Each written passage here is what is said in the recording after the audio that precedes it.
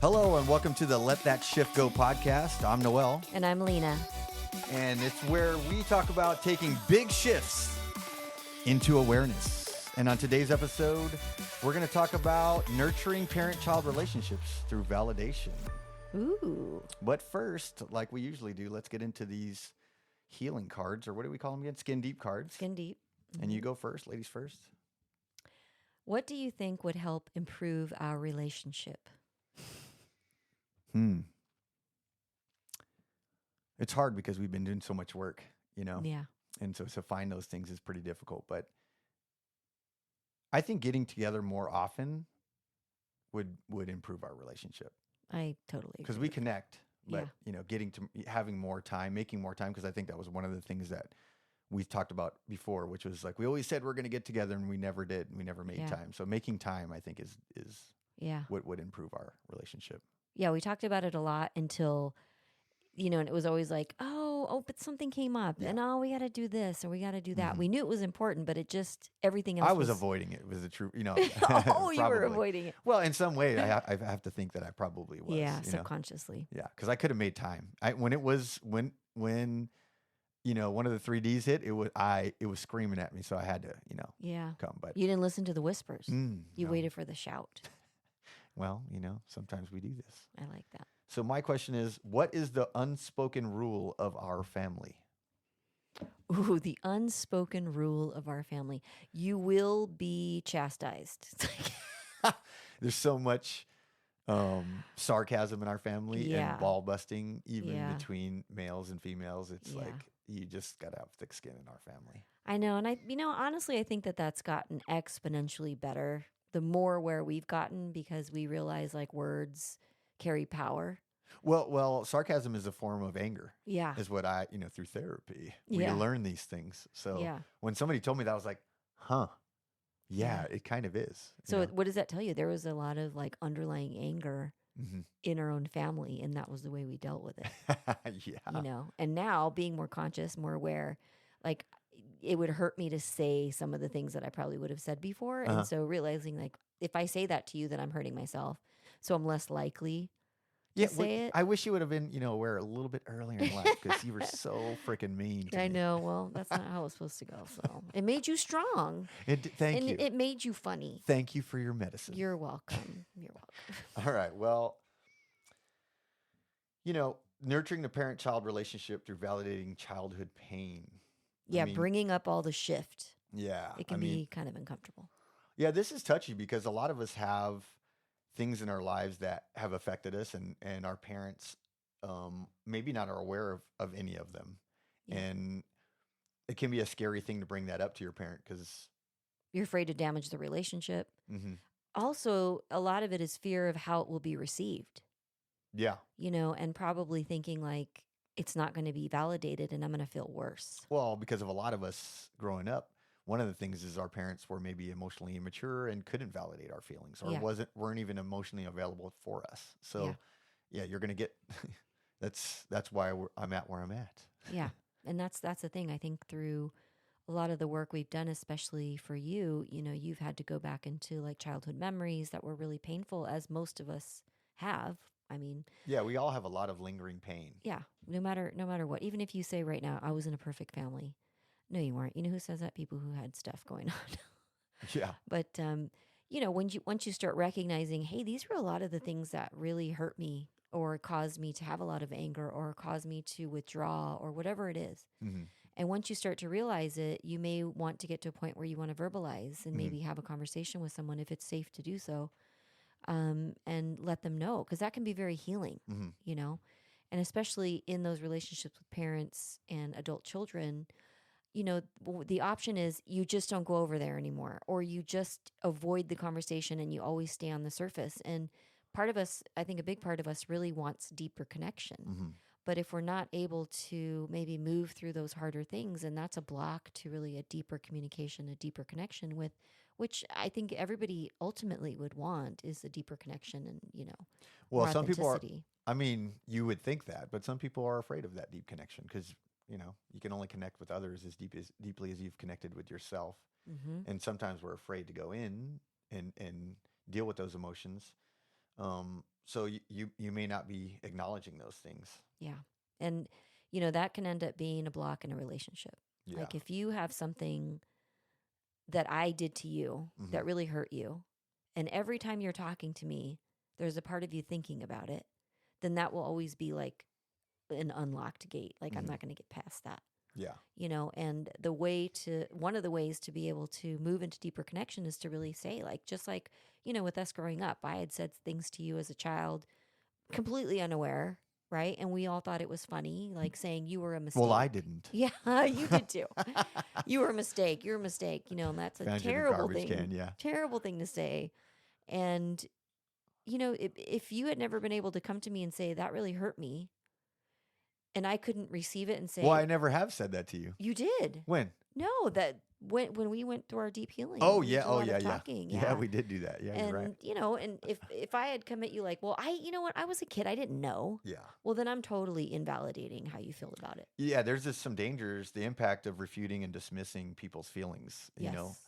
Especially from a childhood or even current. I mean, it can tie in. It could be a lot of it's from our childhood, so we're trying to figure out ourselves now, but things are happening now that do the same thing. Yeah. And it's really important to nurture and hear, actively listen to the other person and hear what they're saying, to nurture them. It's really important not to, just dismiss that. Yeah. Yeah. Because then that becomes a stone that just stays in the bucket, Yeah. And it's a hindrance to a deeper relationship and a loving, healthy relationship. And what you can find is like you just spend less time together because it's too uncomfortable, and we don't want that. I don't want that. Yeah, and it can definitely hinder your ability to go deeper with the other person. Yeah, definitely. And we're both parents. I mean, I have very grown adult children, and I've had to move into a space where I'm able to ask, like, hey, I'm here. I want to listen. I want to hear what are the things that have hurt you, and that can be really uncomfortable because it brings up in me as a parent this like need to defend, or also it brings up like that I'm going to have to probably feel a sense of guilt, a sense of shame. And those from are the parent's perspective. From the parent's perspective, and it's like that's a hard place to move into. And it takes a lot of willingness to be able to kind of put that aside and hear this other person outside of your defense of whatever it is that you likely did do, whether it was saying something or dismissing or maybe not giving what they needed in that moment. And maybe I didn't know. Maybe I didn't have the capacity. But our natural instincts is to protect ourselves. Yes. As a parent, it can be, yeah, when I've heard things that I've done to my kids and they've said something to me that hurt them, I'm like, oh, man, it feels so terrible later. Yeah, for sure. It wasn't anything that I was aware of in the moment. No.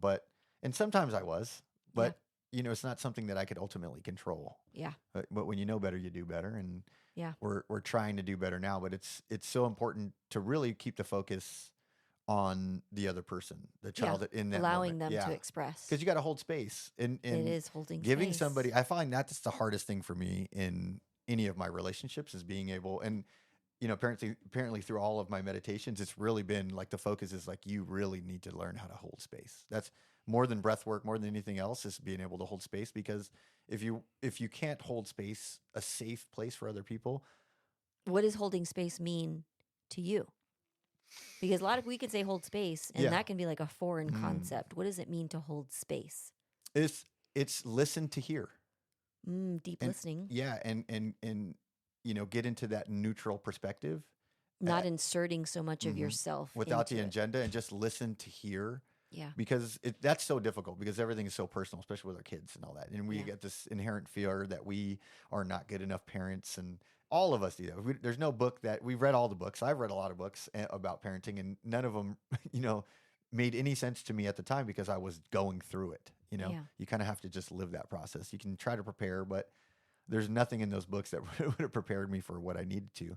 Really, all of the stuff that I needed to do was work on myself. So, in order to find a place to cultivate that observer, so that I could hold space for people from a position of neutrality. Yeah, because it takes a lot of humility in those situations just to consider that the other person may be right and had a different perspective and experience, and totally separate from yours. Yeah. And um, it's not our fault, but it's very difficult to pull ourselves out of there and be in that neutral space. And that's been one of my biggest challenges is holding space consistently and for long periods of time. And just really, it's a lot easier for other people who aren't so deeply connected to me. Mm-hmm. But for my spouse and my kids, it's really hard because there's so much there. Yeah. You know? Plus, there's a part of you that is so invested in their experience of you that there probably will be a natural tendency to want to defend. Yeah, You know, there's or a lot of say, self-doubt involved with that. Mhm. Yeah. Mhm. And I think one of the hardest things for someone to hear when they are expressing to you that you've hurt them, Mhm. right? Or that you were in a situation that was like very painful for you and you didn't understand what was going on. One of the hardest things to hear when you're being that vulnerable and saying, this is what I experienced, is someone to say, that didn't happen. You know, that's like, whoa, that's a shutdown. The gate closes. There's no more room for communication. And you know what? The truth is, whatever they're saying happened, that they're expressing that how they felt about it, it happened for them that way. Yeah. And if we can hold, the understanding and compassion in order to allow them to express, and I mean, they may be more likely to be able to move through it, move past it. Yeah, you have to shift the focus to the child. Yeah. In that situation. Yeah. Away from yourself. And really holding space to forgive yourself. Because there's a lot of guilt, there's a lot of shame. Self-doubt and shame, yeah. That come up when, your own child is saying, you hurt me in this way, or you weren't there for me in this way. And you're like, listen, I was at work. Like, I didn't know who's going to pay the bills? Yeah. Right? I'm providing for you in the best way that I know how, whatever the case may be. Mhm. But their experiences was that you weren't here. They didn't give a shit about how much money we made or all the boats and, stuff that we had and vacations we took and all that glamorous Instagram life. They would have rather us to be present. Yeah. You know? Yeah. and And their be experience of emotionally you present- is their present for them. experience of you, Mhm. and allowing them to have that. So it's a hard moment. I mean, it brings you to have to face yourself, and the ways that you need to forgive yourself. Yeah. And it's so important, just to find a way to listen Yeah. without invalidating their feelings. Yeah. And not talking about making excuses, just, allowing somebody just to talk and flow Mhm. without interruption. That's one of the things that I struggle with too, is like, oh, I have a thought. Like, I want to respond. But when I have a thought, it's telling me I'm not listening to hear. Yeah. If you start already responding in your Mhm. head, you're not listening anymore. No. You're not listening to understand. Yeah. Yeah. It's a crucial step in healing, and strengthening that bond between the parent and child. And the thing is, with adult children, you're no longer, hopefully, you're no longer in the role of parenting. Mhm. Now you actually get to have an opportunity to have a relationship with this other soul, Yeah. this other person that you have. That's your blood. The one person on this planet that shares DNA with you that you created, and you have this extremely precious opportunity to build such a bond with them. Yeah, because you hold their whole history. they're so much like us. Yeah. And we see ourselves in these ways. And a lot of times, I think that in a lot of ways, I see the bad parts of me in them, and it makes me uncomfortable. Because it's a mirror. Yeah. Yeah. Yeah. And so you tend to like punish them for that in some way. Yeah. Like, hey, just stop doing that, because you see it's a mirror, right? Yeah. So we tend to really focus on them, but Well, the other thing is really kind of like what we talked about earlier, is recognizing their reality. Mhm. So, while it may be like a knee-jerk reaction to say it didn't happen that way, you didn't know this or that, you didn't know what was going on behind the scenes, or, really invalidating what their reality was. And doing the opposite is just validating that is their reality. Whatever they experienced is their reality. And whenever I think about that, I go back to, the 4 agreements and Mhm. kind of looking at things in the movie theater that, Mhm. let's say in a family of 4, we're all sitting in a separate theater, watching the same scene, but interpreting it completely different. From a different perspective. From a different perspective. This is my movie. That's your movie. That's your movie. And one of us may not know what's going on in the other theater, but that is our reality of our perception of what happened. So really kind of understanding that it doesn't, in hearing how you maybe hurt someone or you weren't there for someone, just accepting that is their reality, and that it doesn't necessarily mean that it was yours. Yeah. but it doesn't, kind of make it right to invalidate what their perception was. Especially when you're in the period of deep listening and just allowing that energy to move that through them. Yeah. So that maybe they can release it and maybe you can go deeper into a relationship that it feels more meaningful. And the circling technique, about just repeating, listening to hear, and then repeat, asking a question and then repeating what you heard from them, may be a very good way, just so that they're hearing back what they've just said to you, and then asking the question, did I get everything, to the child? Yeah. Does that sound like what your thoughts are? And maybe having them, say yes. or What did I miss? What did I miss? Yeah. Yeah. What am I not hearing that you need me to know? Yeah, exactly. And I think that's the deep listening and really being able to maybe even, go into the practice of, what's taught with circling, and is to listen with the intent to listen, not with the intent to respond, and listen with the intent to understand. So, and, one of the big things that's so powerful about deep listening is that many of us, and I would encourage, all of us to really check in with ourselves, is, do we feel seen and heard? Do you feel seen and heard? And that is such a crucial want in all of us, is to be seen and heard. And so if you came at the conversation, especially with your children, your adult children, in this case is, what we're talking about is to say, I want this person to feel seen and heard. So how can I do that? If they're explaining to you or like recalling an event and how they felt about it, it would be the deep listening is to say, what I hear you saying is that when this occurred, you felt this and you weren't getting that, or whatever it is. And saying, like, again, is that right? Yeah. And then ask a deepening question. What I want to know is, what did you do after that? Or how did you process it? Or what else was coming up for you?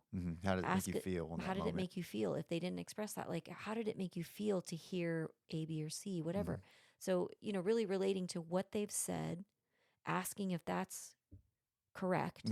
Is this is what I've heard? And then asking a deepening question, right? It's just getting them to open more. And what does that do for a person? It lets them know that you've not shut them down. You actually want to know more. Yeah. Like I have probably said something to you that could possibly hurt you and that I was really afraid to say. And you've just asked me to go deeper. You've asked me to tell you more. Yeah. And that just opens up energetically for this conversation to flow and for us to go deeper and for you to hear more about what it is that they're saying. Yeah. And maybe that is more likely to be reciprocated, if you want to share something. But it's, it's not the time to say that didn't happen or let me tell you why that's wrong. Because if you think that telling someone why they're wrong for feeling that way is going to instantly take it away, it's not. It's what it's going to do is make them shut down. Yeah, because you're continuing to invalidate. Yeah. And you become an experience. unsafe person to have a conversation with. Yeah. And so next time I see you, I'm going to avoid it, And what's possible is to go into these deeper conversations. Well, you might also ask, like, hey, what would you have preferred to happen? Or if you had to replay that and come out the way that you would have wanted, how would that look for you? Because I've done that in therapy and it's really helpful to role play. Yeah. Well, this is what I would have said and this is what I would have preferred. Yeah. And it helps me to know that perspective, It's an opportunity for you to reparent. Yeah. Well, what is the stuff that pattern. we do all the time, right? It's during a meditation, we'll go into the, IFS, internal family systems, and basically have conversations with our younger selves or the unspoken people that have been repressing all these feelings inside of me or, Yeah. But imagine having a conversation with your parent who was there and giving them the opportunity to reparent and repattern that memory in your brain. What that could possibly do for you emotionally and what that could possibly do for your relationship. Yeah. It just leaves a lot more room for other stuff, for growth. Yeah. To not get stuck in a rut. So what do you think about, like what other things can the child do in those moments to provide more clarity for the parent? What can the child do in the Well, there's not. I mean, they're a child at that point, right? well, no, like in like we're talking about adult children, Mm-hmm. right? Yeah. Is to I think okay, the thing that I think that if I'm going to go to my mother Mm-hmm. and say, this thing that happened, like it has caused me a lot of pain. Mm-hmm. And a lot of these conversations come from maybe one person in the relationship having gone in to do some deep work. Maybe there's some inner child healing that's happening, and they're really discovering, like, man, I get so pissed every Mm-hmm. time this happens because it relates to an old memory. Is there something for you that would trigger something like that, or something that just comes to mind? It was something, even something that's insignificant. Hmm. I mean, there's lots of things probably, and a lot of them have to do with being in a family there was divorce Mm-hmm. and, waiting Mm. for one parent or the other to come and them not coming, Yeah. and it just creates this anxiety of waiting. Oh yeah, I had that same one. Yeah. Yeah. And so, and likely there's miscommunication between the parents and the child doesn't know or whatever. But Have you ever brought that up to either of our parents? yes. Oh, and so I what mean, was the response? Were you invalidated or no, no? it was Hmm. heard, but that's because, my mother has done a lot of deep healing. Mm-hmm. Yeah, Now, if for I both of had, us. Yeah. yeah, if I had somebody who was really protecting their own ego Mm-hmm. on how they are a parent, then I probably wouldn't have gotten that response. I probably would have gotten a response that was like, that didn't happen. I came every time. I was there on time. You must have just not known how to tell time because you're five, or Well, whatever. yeah, I also think that the world has a very funny way of working itself out, and that by the time we get to an age where we start to come into our own awareness, and so for people nowadays, it's happening much younger. Mm-hmm. But our parents are usually at a place where they're more receptive and more aware of themselves, so it makes it a little bit easier. Because with us, with our mom, she was in a place that she was willing to hear all those things and very receptive to all those things. Yeah. So But that's not always the case, no, and if somebody is really wanting to protect their own ego and who they are, who they see themselves in it, their movie theater as a mhm. parent, and they've seen themselves as the perfect parent, it's really hard to hear that, there may have been some things that could have been done differently. Yeah, So, just leaving the space to have this person have their experience and validating it in the way of just listening. hmm You don't have to say, you're right, I'm this, I'm that. It's just listening. Just hmm be open to listen, and maybe even asking, like you said, like, what could have been better? What could I have done that maybe would have been different, would have affected you differently? And just be willing to hear that and to move yeah, through those spaces, because it will deepen the connection with each other, which ultimately I think we want, when you're able to do so. yeah. It's a very hurtful thing when your feelings are invalidated, particularly when you're a kid, because you don't have the emotional capacity to process those things. Yeah. So, you know, as we grow and we get older, those things become more and more apparent, and we start to. I don't even think I noticed, why I was doing the things I was doing, and why I was the person that I was until recently, and it was like Yeah. and What were so you doing? all kinds of. I mean, I was just an angry person, and Yeah. I would do I had like a prison mentality where I would go into a restaurant and I would always have to have my back to a wall so I could, or facing the entrance of the restaurant, because I needed to know who was coming in at any time, because it was like, what the fuck's going to happen next? Yeah. And I was always living in fear, in survival mode. Yeah. You're in a high Mm. sympathetic state Yeah. of arousal. Yeah, all the time. Yeah. Yeah. Yeah. And then how does that affect your children? Yeah, they see somebody who's just emotionally triggered all the time, Yeah. and highly reactive, which is so unhealthy for them. And so I'm so grateful now that I'm at least have some dialogue with my kids, and we're able to kind of talk about those things much sooner. I'm so happy that I'm not waiting. Well, I mean, I had to wait some time to be like, I'm so sorry I didn't listen. Yeah. But for some people it takes years, and for some people it never happens. So Yeah. I'm grateful for at least it's happening. Yeah. Mm. The other thing that it makes me think of is, let's say I'm the parent Mm-hmm. and I'm listening to these things from my children, which I've done and encouraged them to do, is share with me, is then to really kind of, in order to bring compassion to my child is really think about me. Like, how did I wish that my parents would have received me? Mm-hmm. Right? Luckily, our mom has been able to move into a space of being able to hear it, but to reflect on how, they wish their parents had handled their childhood pain. Mm-hmm. So like if you're having to receive this from your child, is like, why don't you look, what about you? Like, what do you wish your parents would have done for you? Mm-hmm. And sometimes that's an easier path to being able to do it for your child Got it. because you can relate a little bit deeper. Like, you know what? I wish my dad would have been able to hear A, B, or C. Mm-hmm. Whatever it was that kind of stifled you. It kind of gives a reflective mirror back to you to be like, yeah, what about you? Yeah. Because as a parent, when you're angry, Mm-hmm. right, and always triggered, what did it make you think about? Like, what did you need? You know? So now if your child's coming to you and saying, hey, it was hard growing up with you, dad, that you were always angry all the time. Yeah. And I was always like on edge and I could never relax. Yeah. Afraid to take chances. Yeah. It- I was afraid to take chances. Mhm. Like, what did you need to hear? So it's just kind of going back down the timeline because likely if you were not a parent who could offer that to your child, Mhm. it's very likely that you were not a child that was offered to. Yeah. It was not modeled for you. Yeah. So, forgive yourself and also bring compassion to yourself for maybe what you didn't get and passed on because Noelle, we're living in a very highly triggering state, Mm-hmm. not a safe environment. And so it didn't lend you to be like a calm, Mm-hmm. person who thought Zen. every, situation was safe. Yeah. So it just all that stuff just trickles down. Like our parents are way better versions, or at least incrementally better versions of what they had, Yeah.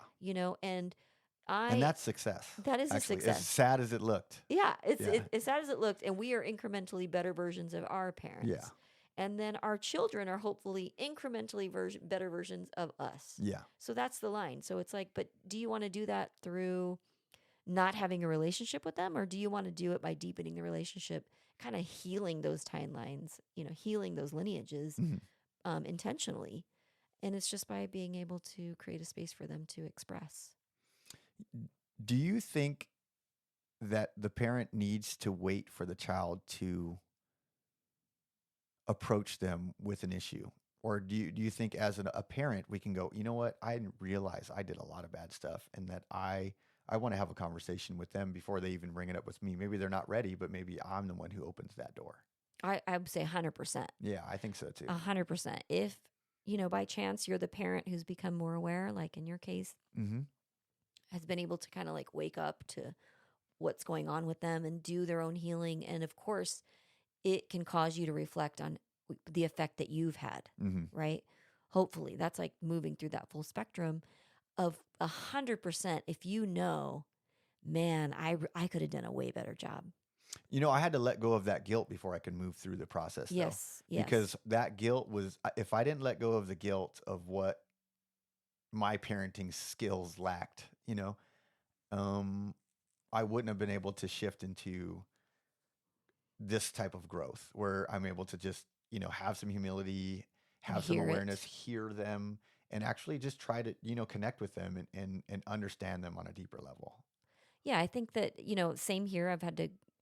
We've had to go to our kids and say, we know that there was a situation, many years ago with one family member where it was really hard for everyone and you got ignored. And we never even asked you how you were doing. And that was detrimental to them. And we knew it was detrimental to them. And in that time, it was not a thought to us. Yeah. We were focusing on, one child who we had to put all of our attention on, and we completely ignored how that same, situation was affecting our other children. Mm-hmm. And so now, as many, many decades later, realizing that, thinking, well, I know that that's a possibility that it really affected them. I think 100%, like we went in and said, like, we realize that this probably was something very hard, and we want to hear you, and we know that, there's probably some feelings there. And if you want to express anything about it, like, we're here to listen. And we were. And like you, we had to kind of move out of our own guilt and become a neutral place Yeah. for that to be expressed. And I'll tell you, it was surprisingly even more so. Like maybe part of us was expecting, oh no, you know what, you guys are great. It's all fine. It's fine. You're kind of hoping you hear that, but at the same time, you're like, I hope I don't, because I don't want them to hold on to anything. I want them to be fully, expressed, be able to fully express any pain so that they can keep moving on into healthy relationships with their own children. But it's not easy. But yeah, I think that I'm you so don't proud wait. of you guys for doing that, because that's stopping the generational trauma. We don't that talk becomes about culture that. in our families. Yeah. At a certain point, because We don't talk about it. Mm-hmm. And we stop the we don't talk about it. Yeah. I mean, now it's like we talk about everything, almost to the point you're like, no, it's good now. I'm like, are you sure? Because I remember this. It's it's fine. It's fine. But let it go of the guilt. Yeah. So 100%. If you know that there's something that you could have done better, absolutely open up that conversation, because you might just see like something on their face that's like, wow, what? You're asking me this? Now? I didn't, maybe they hadn't even thought about it, but it might be something that triggers them and they're not even aware why. Mm-hmm. So yeah, I would say 100%. Make the first move. So if we're recapping on this, the impact of refuting and dismissing people's emotions is just critical. You can't, you have to really stop and, be aware of that. Yeah. It's just listening. Yeah. Understanding the parent's perspective, really diving deep into that, and understanding yourself. Yeah. Right? Yeah. And moving through your child's pain. Right? Yeah. I think, one of the things, like, let's say you're a parent who is listening to this and you're not, so deep on your healing path and have come to a neutral place with all of your misgivings and all your bad decisions. Like, that's most of us, right? But you have someone who's your adult child's coming to you, or your teen, whatever, coming to you. What can you do? Because likely you may be just caught off guard. Yeah. Right? And if you are, it's just to remember is to just listen without the intent to respond right away, and to really kind of be transparent. And you got to recognize their reality. Yeah. And to say, like, you know what? I'm really having a hard time listening to this because it's bringing up pain in me. Like, be honest about how you feel without invalidating what they're telling you or what their perception.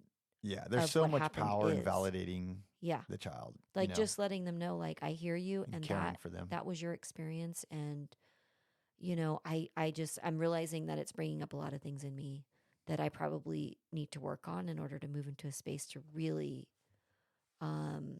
be a place where you feel, the most heard, and that we can keep growing in this way. But it's so worth it. It's so worth it. Yeah. Not easy, but worth it. It's not easy, but it's worth it.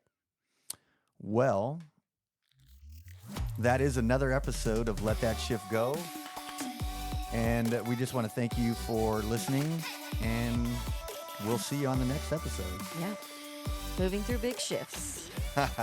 Moving through the big shift.